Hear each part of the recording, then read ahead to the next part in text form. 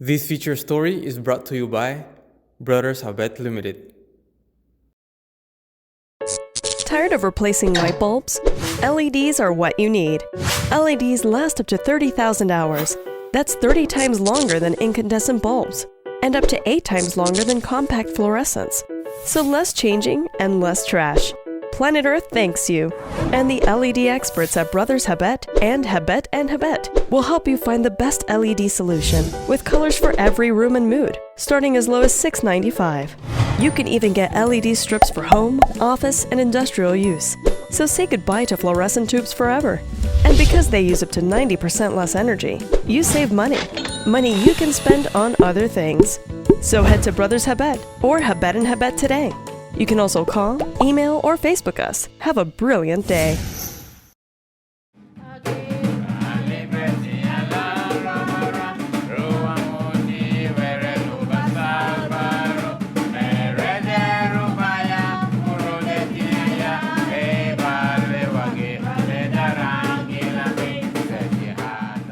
The creation account of the Popol Vuh, the sacred book of the Quiché Maya, tells how, after several attempts, the gods failed to create humankind in their own accord until the day they summoned the animals to bring their own ingredients from which the first man and woman were formed. This is how corn man came to be. In a similar vein, for the gospel to give new life to a given culture, it needs to make use of the elements particular to that culture. The Catechism of the Catholic Church refers to this process as inculturation. Many have never heard about the term, but it's quite simply put the meaning that the Christian narrative focuses on three movements that are very much relevant to the transformation of culture. One, the Annunciation or the announcement to Mary by Gabriel. Two, the incarnation of God in the person of Jesus. And three, the fact that God was not only incarnated, but was born in the Jewish culture, what we refer to as inculturation. I wish to make use of this as a model of evangelization, and most certainly as food for thought, having celebrated Indigenous Peoples Day in October and in the wake of Garifuna Settlement Day.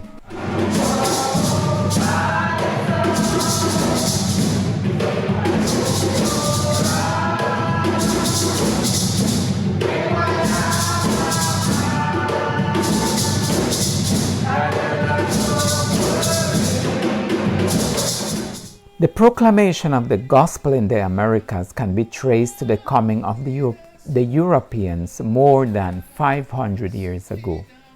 In some regions it was guided and encouraged, and in others it was forced upon. In this regard, Pope St. John Paul II sought to heal the Church's memory in the Jubilee year of 2000, when he manifested contrition for the abuse committed in the name of the gospel in indigenous areas across the Americas. Our region, including Yucatan, Petén Itzá, and our very own Tipu Maya out west, was not devoid of such abuses. The first attempt to proclaim the gospel ended with the conquest of the Maya in Petén, Guatemala, the last bastion of Mayan resistance to Spanish domination in 1618. The expression of the word agentes was further manifested in the migrations to Belize as a result of La Guerra de Castas in Yucatan and military and civil unrest in Central America throughout the 19th century. This influx of Roman Catholics resulted in the establishment of Mestizo, Garifuna, and Maya communities throughout Belize. These constituted the same flock which, having brought devotion to the Black Christ of Esquipulas and the fair-skinned Lady of Guadalupe, begged visiting priests to stay and minister. The proclamation of the good news had built up a thirst for God. The annals of church history in Belize record the names of zealous Jesuits and secular missionaries like Rossini, who had a great gift of languages, Bavastro, who ministered to the Peteneros out west, and Padre Jose Maria Pinello, who fled Petén to find abode in British Crown land. It is worth reflecting on the stories of resistance in this phase of our history, inherent in the journey of our forefathers and mothers that led them to embrace Belize as their homeland. Far from being a resistance to the gospel, it was an innate response to upholding the dignity and sacredness of human life against systemic injustice. This is evident in the response of Africans to enslavement, of the Garifuna to persevering their identity, and of the migrant Maya whose sacred images represented the right to a homeland.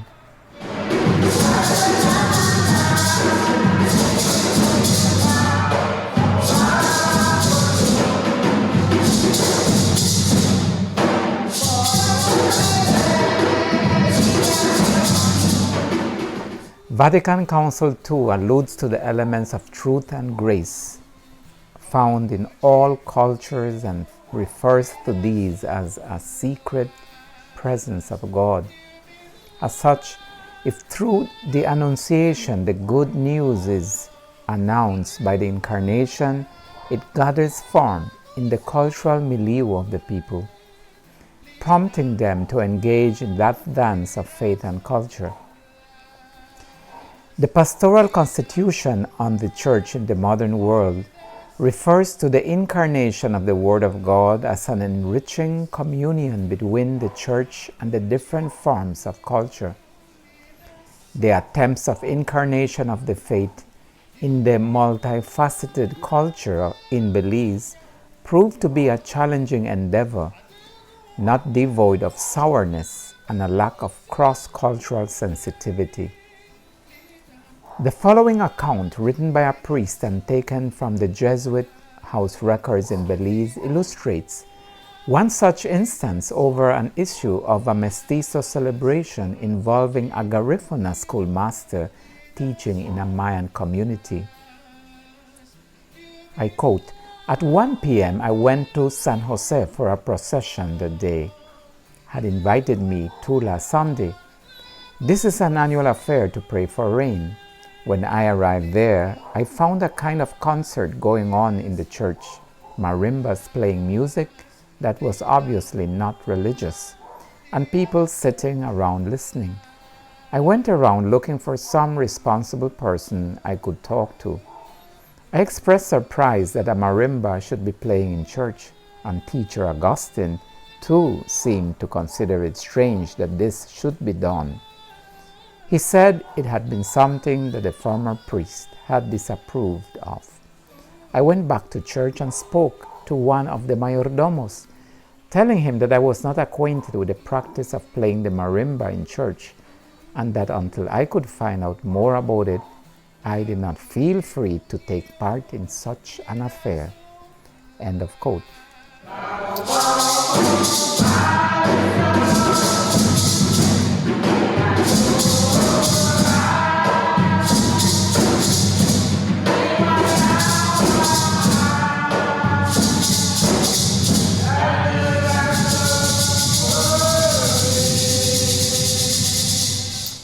The late Father Charles Hunter S.J., a Belizean highly gifted with cross-cultural sensitivity, in his article, The Inculturate Word Again, alludes to the finely divide between incarnation and inculturation.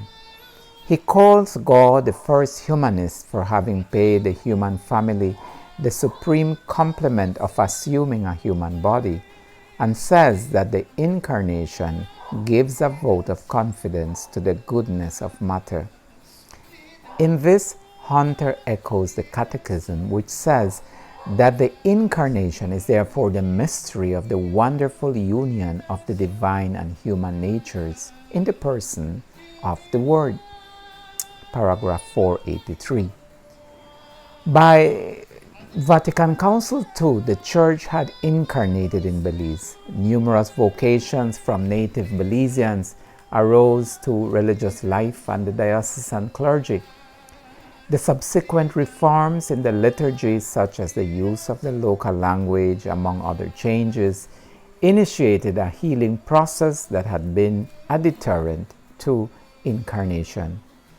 Nonetheless, a painful road laid ahead. Vatican Council II had stressed the role of the laity in the midst of a crisis in vocations to religious and clerical life, which had created a void in the Church, given that the laity were yet not prepared to take on their role.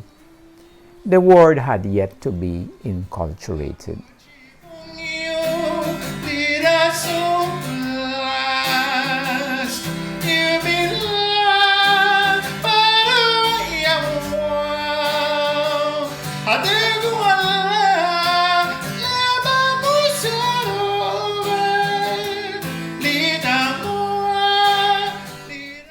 Let's talk now about inculturation. In the Angelus, we pray those words found in the prologue to John's Gospel. The Word was made flesh and dwelt among us. If by incarnation God in the person of Jesus Christ was embodied in our flesh, through inculturation, He lived the human experience under Jewish law, imbuing every encounter with the presence of the Father. The Word dwelling among us, Hunter explains, is reminiscent of the presence of Yahweh, pitching His tent in the same way the Holy of Holiest was kept in the tabernacle during the sojourn of the Hebrew nation in the desert. Inculturation is presence that sparks off transformation. The late Father Pedro Arrupe, S.J., explains inculturation as the incarnation of the Christian life and message in a particular cultural context, in such a way that this experience not only finds expression through elements proper to the culture in question, but becomes a principle that animates, directs, and unifies the culture, transforming and remaking it so as to bring about a new creation. End of quote.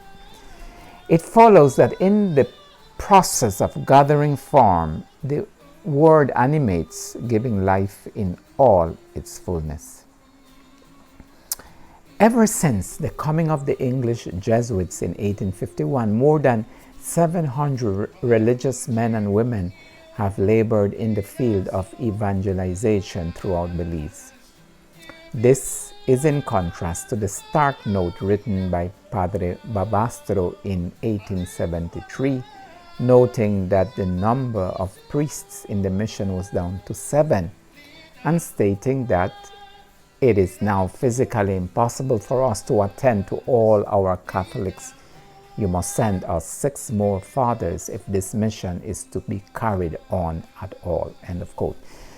The mission did carry on. In 1982, the church in Belize came of age with the ordination of Father Osmond Peter Martin to the episcopate, succeeded by Bishop Doric Wright in 2007, who was in turn succeeded by Bishop Larry Nicasio in 2017. The rise of native clergy in the hierarchy of the church, coupled with an awakening of the laity, prompted by Vatican II, undoubtedly were signs of the latter days that speak out of a nascent church en route to being inculturated.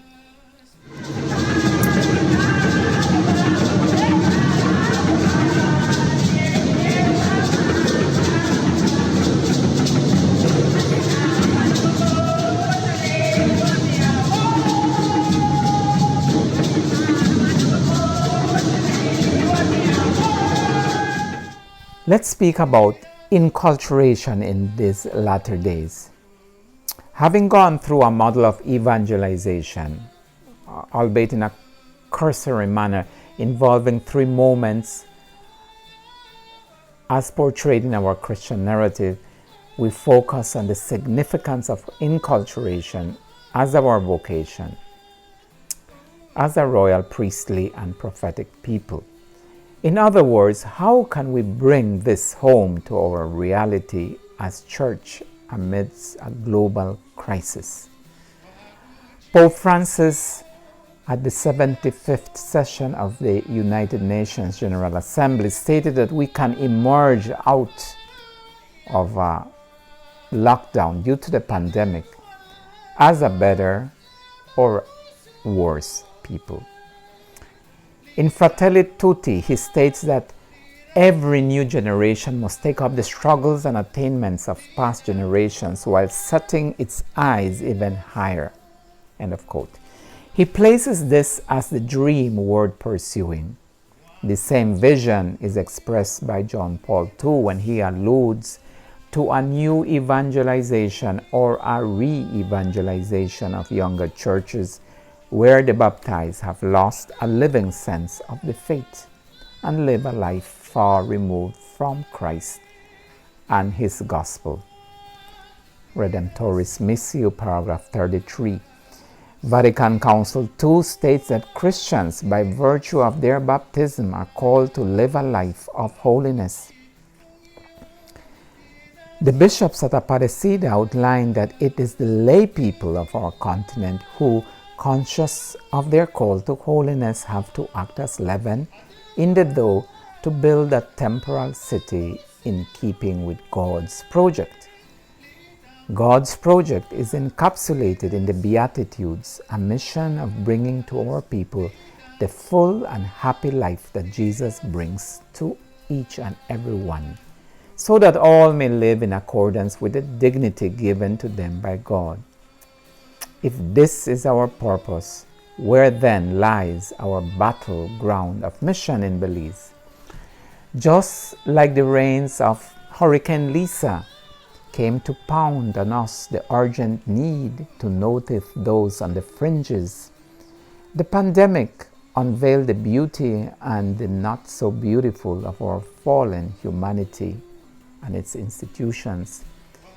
Over the last 20 years, our Catholic population has increased, yet not in par with the rise in population. As a matter of fact, the Catholic population fell from 49 to 40% between 2000 and 2010. The last country poverty assessment speaks about a substantial increase in poverty at 41% in 2009, with 16% categorized as indigent. In 2021, Belize was surpassed only by Honduras in the crime homicide rate for the region. Though the homicide crime rate is on the decrease, in 2021 it stood at 29.06%. To date, males, predominantly Creole or Afro descendants aged 18 to 25, constitute a majority of those incarcerated. In a nutshell, this is the social scenario in Belize, and this is our Areopagus of mission, our battlegrounds. As the current generation of the baptized, we are called to embrace a whole new purpose of mission. Pope Francis aligns purpose with a return to our beginnings. We believers, he writes, are challenged to return to our sources in order to concentrate on what is essential: worship of God and love for our neighbor. Should we not, we run the risk of remaining a church of the Annunciation and becoming an obstruction to the inculturation of the Word.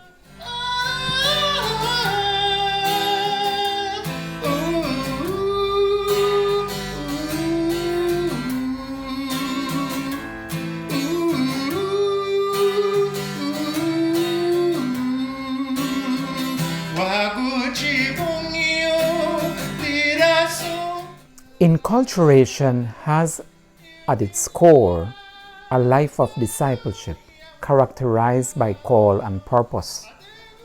In the dynamics of the kingdom, contrary to other leadership trends, it is the master that calls forth the disciple, not for a purpose, but for someone, the master himself.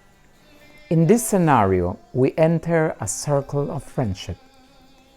This is beautifully illustrated in the accounts of the Gospels with the encounters of Jesus with so many men and women on the fringes of society. You see, discipleship is a call to enter into covenants with the person of Jesus Christ, in his humanity and in his divinity.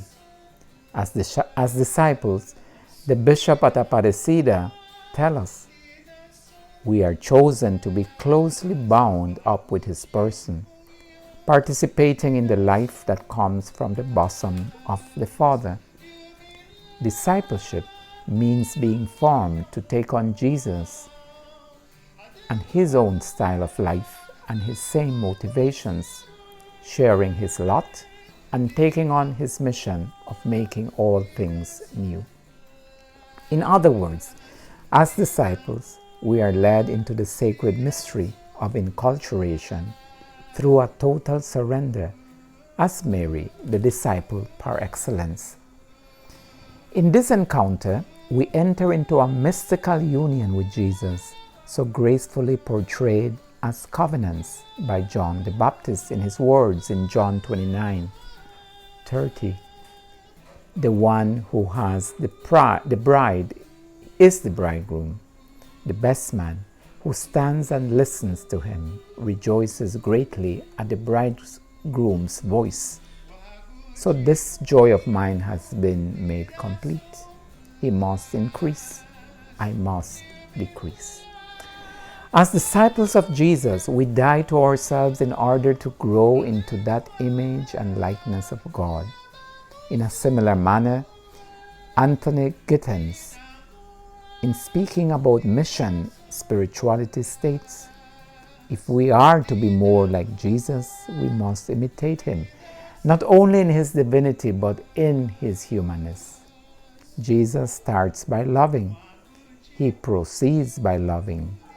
He concludes by loving.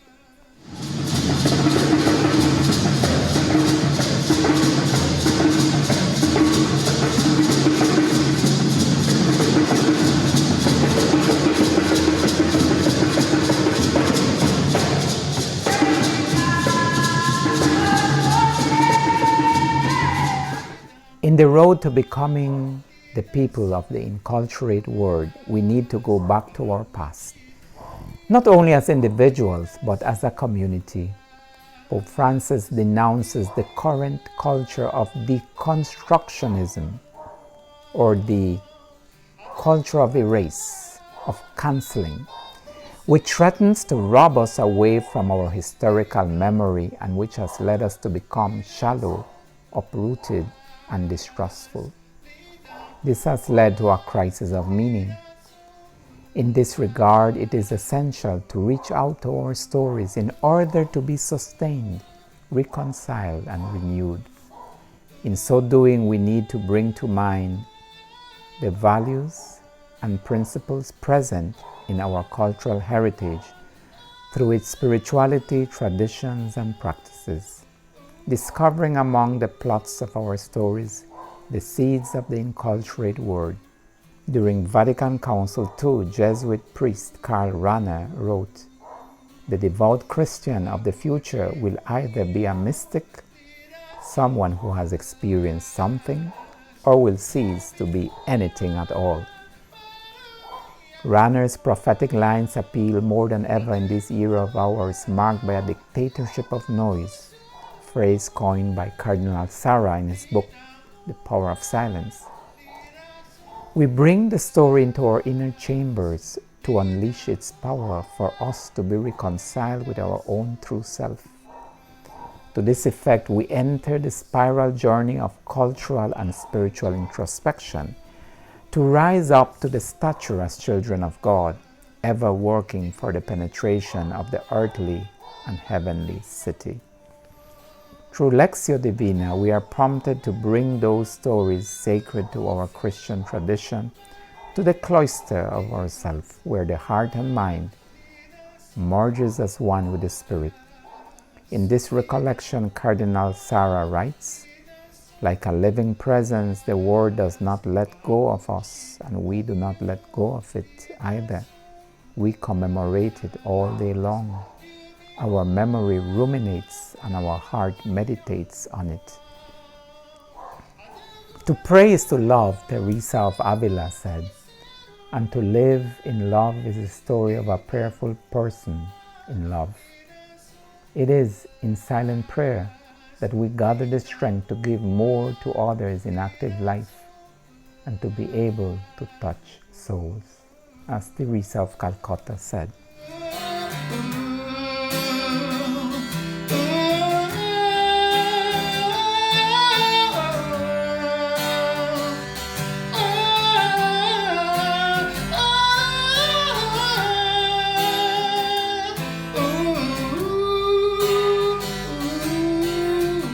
A disciple inculturated by the Word celebrates in community. As Pope Francis says, there is no such thing as a Christian with a somber face. We recall and reflect on the story in order to celebrate the story and be moved to pour ourselves in the service of others.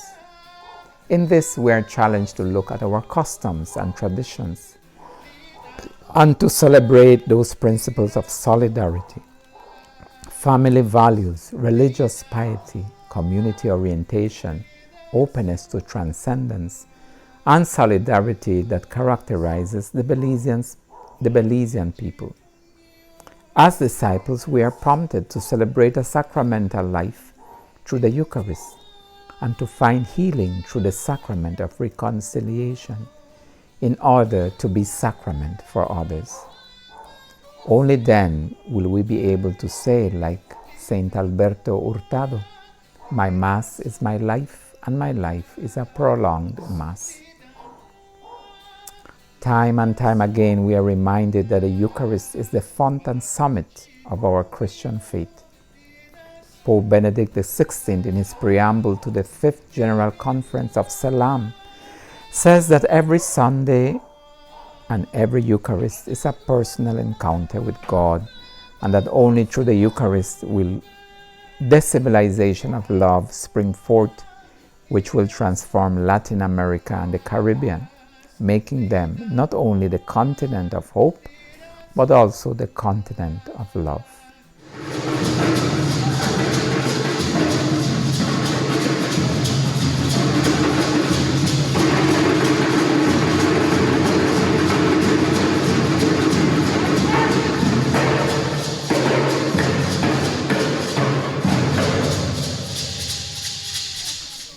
In conclusion, the model of evangelization in the history of the Church in Belize, from announcement through incarnation and inculturation, underscores the need for us as disciples to enter that spiral process of transformation through the Holy Spirit poured forth by Christ on the cross.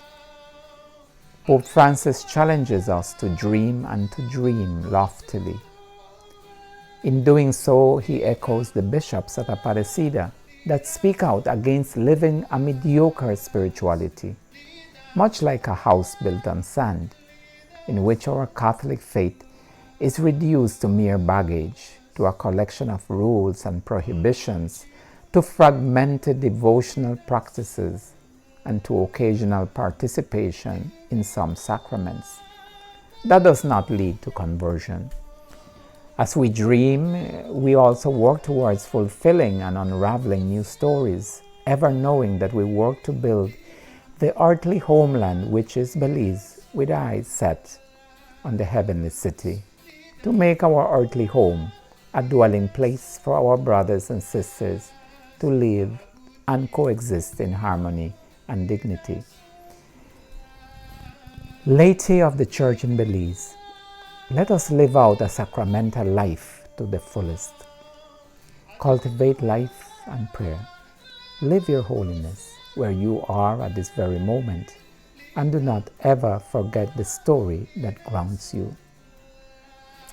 Indeed, the novelty of the times and the world crisis we experience should not be a regression to our old ways, to desperation or disappointment, but it should be a new age of challenges towards newness through a noble way of discipleship lived in holiness and in service to that stranger on the margins right across your street. Waguchi bungeyo lida sofla Jumbila baruwe awon Adegola lepa pusero Lida mua lida sofla Lida mua lida sofla Waguchi bungeyo lida sofla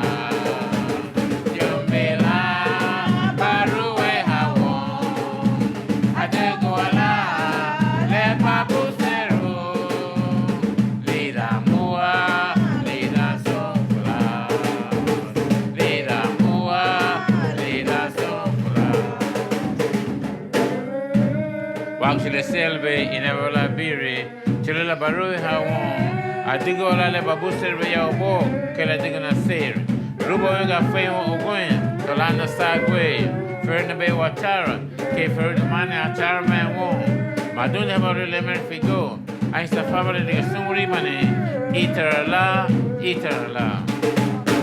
ongeyo le na sofla yombela baruwe